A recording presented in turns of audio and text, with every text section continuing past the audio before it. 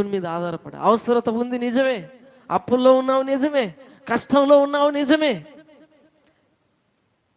బాధ కలిగింది నిజమే, ఆరోగ్యం బాగలేదు నిజమే. దేవుని మీద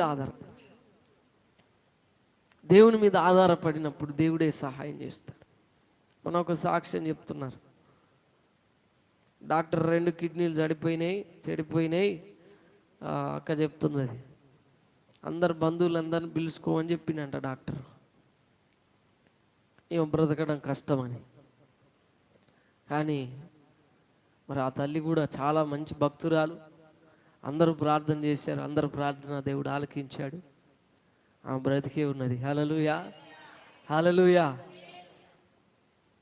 దేవుని మీద ఆధారపడ్డప్పుడు దేవుడు సహాయం చేస్తాడు, దేవుడు కార్యం చేస్తాడు, మేలు చేస్తాడు.